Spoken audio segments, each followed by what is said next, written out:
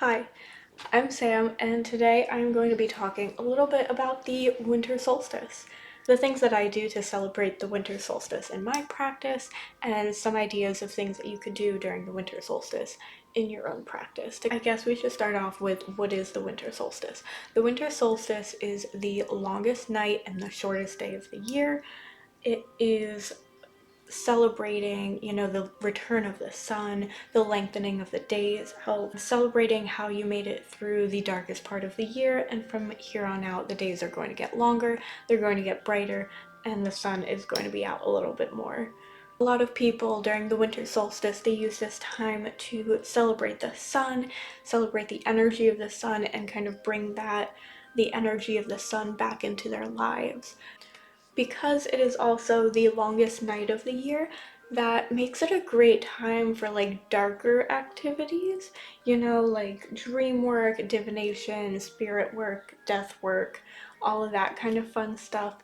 There's some people who say that the veil is thinning again this time of year during the winter solstice, similar to All Hallows Eve, Samhain, Halloween, however you want to say it, October 31st. Since it's the longest night of the year, it's great for dream work. I like to write down my dreams. I like to interpret them and see what kind of messages I can get from them. So before going to bed on the winter solstice night, I will drink some lucid dreaming tea because that's something that I like, that I've tried before, that works for me. Maybe some mugwort tea might be good. And kind of see what messages come to me in my dreams, and I'll write them down and I'll figure out what my own brain is trying to tell me. If you do spirit work and you feel comfortable trying to reach out to like deities or spirits and see how they can get you messages in your dreams, that's also something you can do. It's the longest night of the year. They have so much more time than usual. Another way to acknowledge the fact that it is the longest night of the year is making moon water. That's going to be really potent if that's something that you use, because it has so much time out of the sunlight and in the moonlight that you could really charge it with the energy of whatever the moon phase is during the solstice. I think this year it's going to be a waxing moon, so it'll be great for things like growth, increasing things. So, like, I would probably use it, I'd make some moon water and use it to water my plants because that's going to be great with the spirit of growth. One of the things that I personally am going to do this year, I've been trying to get more into spirit work. I have these bones that I found on a hike, and I'm going to try to connect with the spirit of those bones to see if I can petition them to set up wards around my home. I'm going to try to use this time to connect with those spirits and build that relationship and get some new wards set up. This is a good time of year for divination too, because the veil is thinning. It's easier to get in connection with whoever your spirit guides are. So doing tarot readings, especially tarot readings for the year ahead, is something that I do. New Year magic. This is a great time for New Year magic, and setting your goals and doing your year ahead tarot readings or whatever kind of divination you do.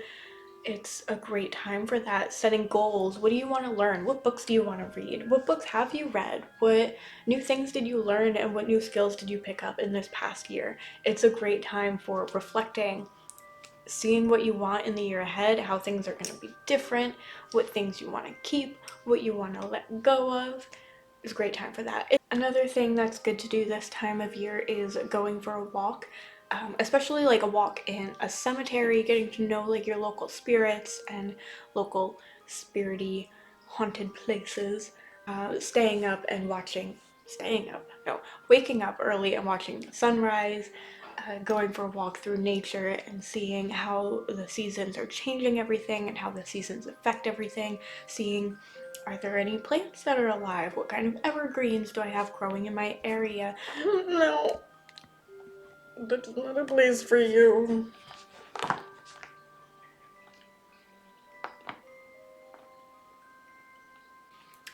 So going for a walk, seeing what kind of plants are still growing in your area, what kind of evergreens you have, where life is during the winter solstice, because witchcraft is a lot of nature. It's very nature based. It's about, the wheel of the year, how things are changing, and how can you celebrate that if you don't know how things are changing? Go outside, go look at some plants, go see what trees are still green, go see, what animals are outside, go look at some birds. I don't know. Especially for like beginner witches and people who are new to like nature based practices and like the wheel of the year, there is no better way to connect and build your own associations and traditions than just like going outside. Just go outside, go like sit in some grass, go find a tree and just like look at it. And that's it. Like there's so much that you can learn just from sitting outside like quietly and watching and observing and acknowledging the world around you. There are also some things you can do acknowledging and utilizing the fact that it's the longest night of the year, and that's good for transformation. One thing that I like to do, I'm like a very nature earth based practitioner, so I like things like plants, I like dirt, I get unreasonably excited about my compost pile. Um, So one way that I like to cleanse my crystals and some of my tools, not everything, some things, is to bury them. So I have some things that I like little crystals I'll bury in my potted plants. Some things I'll bury outside if I can, if it's possible. Of course, you want to remember where those things are buried. Um, but okay, for example, like my big obsidian pillar. One way that I cleanse that is I bury it in the earth and let the earth kind of take away all of that negative energy. And when I dig it back up, it's like a transformation. It's new again, it's clean, it's healthy, it's happy, it's a rebirth. Also, crystals come from the earth, so what better way to charge it than, where it came from? Sending it back to that energy that it knows that it's familiar with. Um, that's a really great way to cleanse and charge your crystals. And especially during the longest night of the year, I feel like there's something in that with transformation and what's the word that I'm looking for? I don't know, there's just something in that about like the darkness and the silence of being underground and just like something there's something there, there's a thought and it's not connecting to where it's supposed to go, whatever. But yeah, I think that's really it for right now. That's kind of all I had to say on the topic. But yeah, to recap, winter solstice, longest night of the year, shortest day of the year. The days are going to be getting longer, so you're celebrating the return of the sun, the return of the daylight, transformations, acknowledging darkness and silence, and why those things are good energies that you should have in your life, why they are good to have. The winter solstice for me is kind of an amalgamation of the new year, new beginnings, the joy of Christmas and, gift giving, acknowledging the people around you, the people who have helped get you through the longest part of the year and any troubles and dark days that you might have faced, who's helped you through it. It's about the people, the connections, the relationships. That energy is still in the air and it's still something that you can, take into account when you're reflecting on the winter solstice. As a person who grew up celebrating Christmas, when I started celebrating the winter solstice, that didn't mean that I completely abandoned like Christmas. I'm not Christian. I still have a tree. I have a Christmas tree. I bake Christmas cookies. There's some stockings. Of course, that's just like what the people around me celebrate, so of course it's something I'm also going to celebrate. And the energy of those holidays is still going to be infused into the winter solstice. The energy of like merriment, finding warmth in the where you can, the relationships that you have. It's all kind of just like one week-long celebration in my mind. You know, I do the winter solstice and I do things for myself, you know, inner work, reflection, going outside in nature, doing like death work and spirit work and things like that.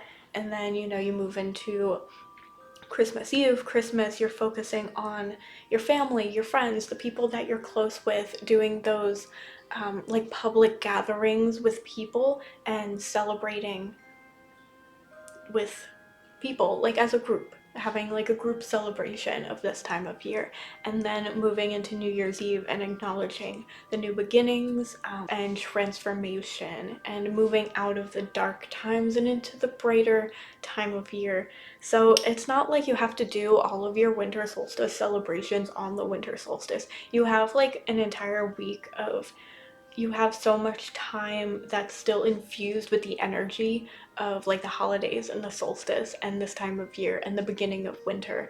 So yeah, in my own opinion, you can kind of spread those out and do things on different days and acknowledge different parts and different aspects of the solstice and Yule or whatever you want to call it, throughout that entire period of the holidays. It doesn't necessarily have to be confined to like today's the winter solstice, so I have to do everything. No, no. But yeah, that's kind of all I have to say on the subject. I hope that you learned something. I hope you got something out of this. If there's anything that you like to do during the winter solstice or any, you know, of your own personal beliefs that you want to share about the holidays this time of year, your own witchy practices that you do around the holidays, feel free to tell me in the comments. I'd love to hear about it. I love hearing other people's traditions and what other people do. So yeah, let me know. We'll start a discussion. I will be back at another time. Happy witching!